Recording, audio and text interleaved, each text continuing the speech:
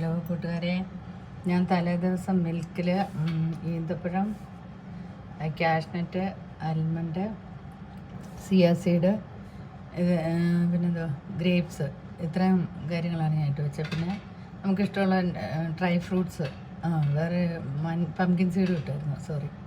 ഇതെല്ലാം കൂടെ ഞാൻ മിൽക്കിൽ സോക്ക് ചെയ്ത് വെച്ചു.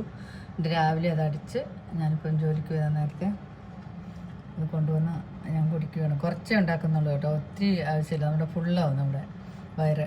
അപ്പം ബ്രേക്ക്ഫാസ്റ്റിന് ഇതിങ്ങനെ ഉപയോഗിക്കുകയാണെങ്കിൽ സൂപ്പറാണ്, നല്ല ഫുൾനെസ് നമുക്ക് അനുഭവപ്പെടുകയും നല്ല ഹെൽത്തിയാണ്. നിങ്ങളൊന്ന് ട്രൈ ചെയ്ത് നോക്കുക. ഞാനിത് കുടിക്കാൻ പോകും കേട്ടോ. അപ്പം നിങ്ങളൊന്ന് ട്രൈ ചെയ്ത് നോക്കുക. വെരി ഹെൽത്തി ബ്രേക്ക്ഫാസ്റ്റായിട്ട് നമുക്ക് ചൂസ് ചെയ്യാം.